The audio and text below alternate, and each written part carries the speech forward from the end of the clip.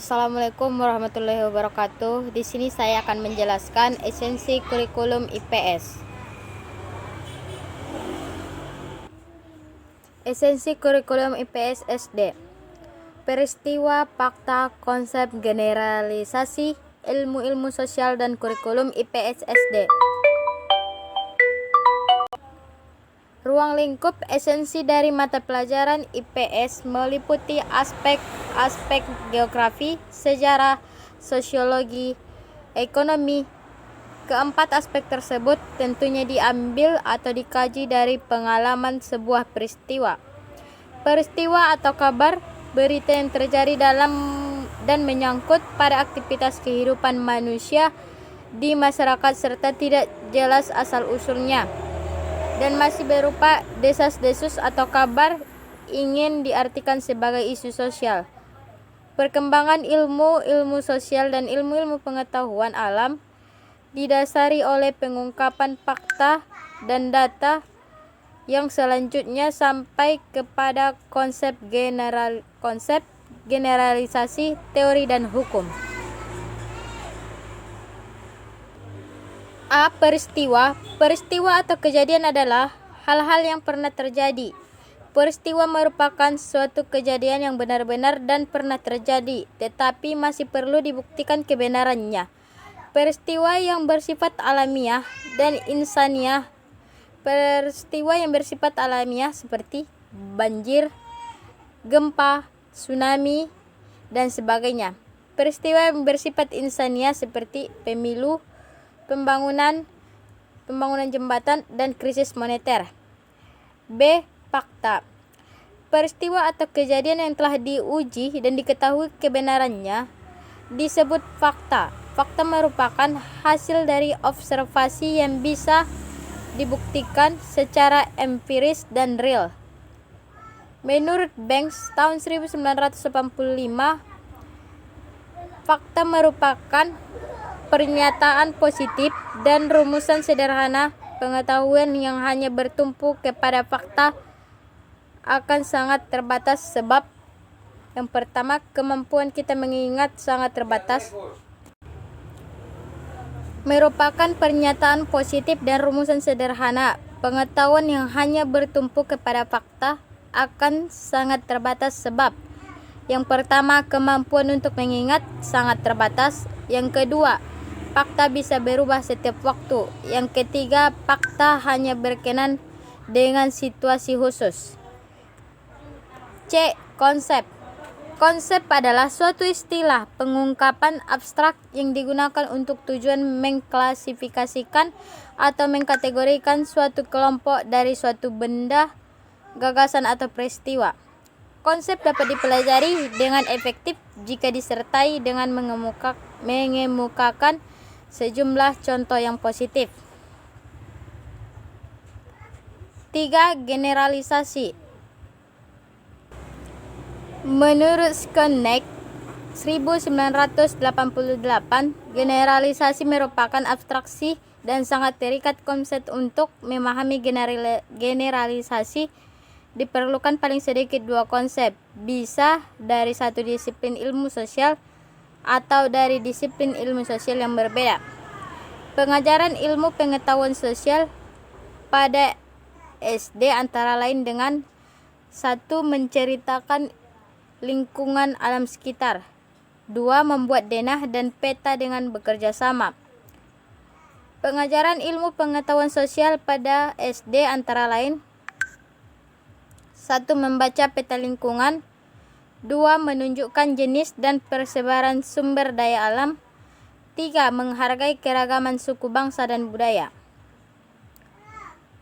E. Aspek-aspek IPS dan dasarnya. 1. Sosiologi. Sosiologi memiliki konsep-konsep dasar antara lain sosialisasi, peranan norma dan saksi, nilai atau values, gerakan sosial, dan masyarakat. 2. Ekonomi. Ekonomi merupakan konsep-konsep dasar ekonomi antara lain. 2. Ekonomi merupakan konsep-konsep dasar ekonomi antara lain kelangkaan, produksi, saling ketergantungan, pembagian kerja. 3. Geografi. Geografi merupakan konsep dasarnya antara lain lokasi, interaksi spasial, pola spasial kota, difusi, dan kebudayaan. 4. Sejarah. Konsep-konsep dasarnya antara lain kontinuitas dan perubahan, wala lampu kerjasama, konflik, dan nasionalisme. 4. Sejarah. Konsep-konsep dasarnya antara lain kontinuitas dan perubahan, waktu lampau, kerjasama, konflik, dan nasionalisme. Dalam memilih konsep, dalam Bax 1985 menyebutkan kriteria berikut. Validity atau konsep yang tepat. 2. Signifikansi atau bermakna. 3. Appropriateness atau kelayakan atau pantas. 4. Durability atau tahan lama. 5. Balance atau seimbang. A. Nilai-nilai sikap dan dalam kurikulum IPS SD. Nilai itu bersifat umum dan mempengaruhi perilaku seseorang terhadap objek dan orang lain. Sedangkan sikap berkenan dengan hak-hak yang khusus. Suatu nilai merupakan ukuran untuk menentukan apakah itu baik atau buruk. Nilai bersifat utuh atau abstrak. Pengajaran nilai memerlukan skill dengan memperhatikan kesesuaian bahan pengajaran dengan kehidupan sehari-hari. Bahan acuan bukan hanya kepada kurikulum yang tertera dalam rancangan formal, tetapi juga kepada kurikulum dengan mempertimbangkan pula potensi dan kemampuan anak. Yang pertama, arti sikap. Terdapat sebagai rumusan tentang sikap yang dikemukakan oleh ahli dan disebabkan adanya latar belakang pemikiran dan konsep yang berbeda. Truswan dan Roman Nalawijaya juga memiliki opini tentang arti sikap. 2. Kaitan nilai dengan sikap. Nilai juga dirumuskan secara beragam dengan landasan berbeda-beda, serta tujuan dan disiplin yang berbeda pula. Nilai merupakan konsep dalam ekonomi, filosofi, pendidikan, dan bimbingan juga di dalam sosiologi dan geografi serta sejarah. Yang sering terjadi ialah satu sikap disebabkan oleh banyak nilai values. Contoh bukti nilai dan sikap yang dapat dikembangkan dari materi. 1. Dari topik lingkungan sekitar atau subtopik rumah. 2. Kerjasama di lingkungan desa atau kelurahan. 3. Jenis-jenis pekerjaan. Topik dan subtopik diambil sebagai contoh. Yang pertama, pengetahuan membaca peta lingkungan setempat. Subtopik kabupaten atau kota setempat. 2. Sejarah lokal. Subtopik peninggalan sejarah di lingkungan setempat. B. Keterampilan intelektual atau kemampuan analisis personal dan sosial dalam kurikulum IPS SD. Yang pertama, keterampilan intelektual atau kemampuan analisis. Kemampuan intelektual dan kemampuan analisis adalah dua hal yang tidak dapat dipisahkan.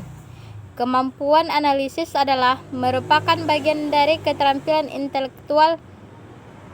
Keterampilan dan kemampuan ini antara lain meliputi hal-hal berikut, yaitu keterampilan A. Untuk memperoleh pengetahuan dan informasi. B. Berpikir. C. Mengkritik informasi dan membedakan fakta dan opini.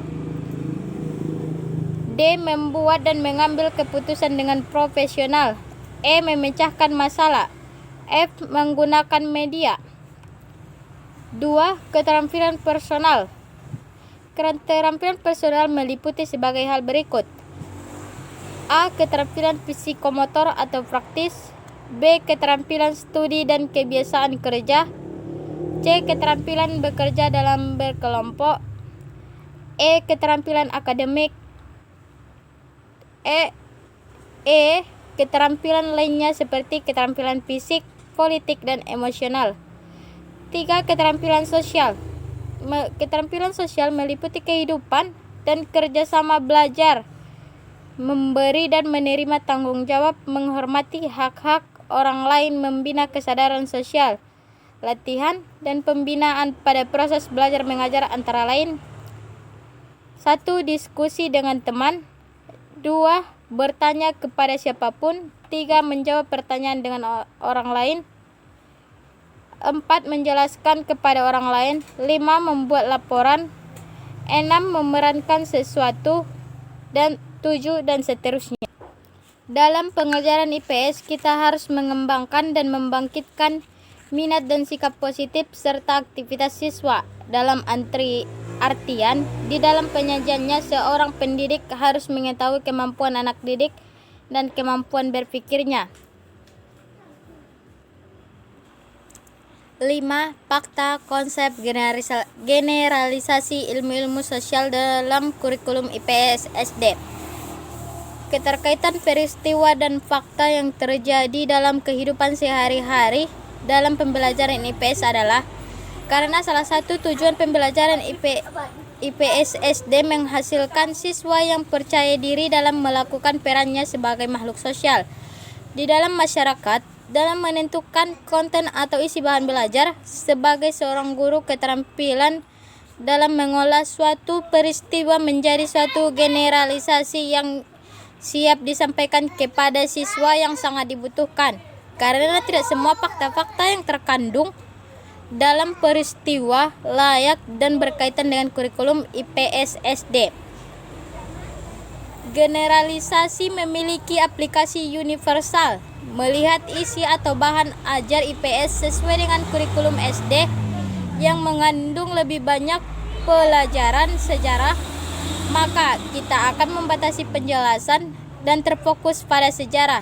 Perlu kita ketahui bahwa pengertian generalisasi dalam sejarah berbeda dengan generalisasi dalam disiplin ilmu lainnya.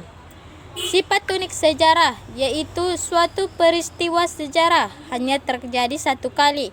Maka generalisasi dalam sejarah merupakan contradiction in terminis.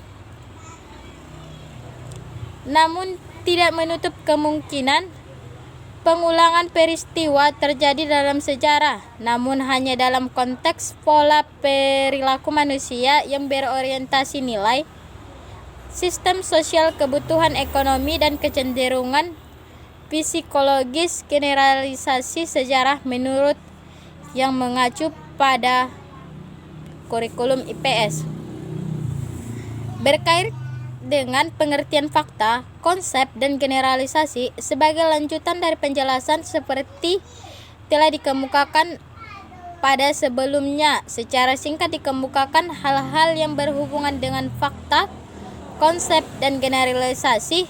Bagaimana memilih fakta? Apakah makna konsep itu?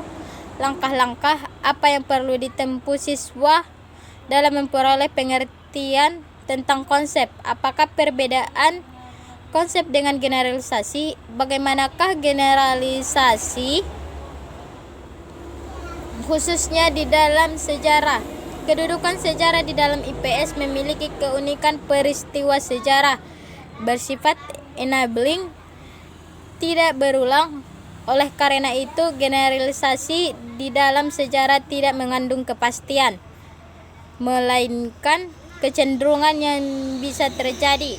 Hal yang berulang bukan peristiwa yang sudah terjadi, melainkan hal-hal yang berkaitan dengan perilaku manusia, pelaku sejarah yang berorientasi kepada nilai, sistem politik, kebutuhan ekonomi, serta kecenderungan lainnya. Apa yang telah diungkapkan dalam pembahasan ini, khususnya tentang muatan fakta, konsep, dan generalisasi dalam setiap topik perlu dikembangkan dalam diskusi kelas. Sekian yang bisa sampaikan. Wabillahi wa taufiq wal hidayah. Assalamualaikum warahmatullahi wabarakatuh. 6.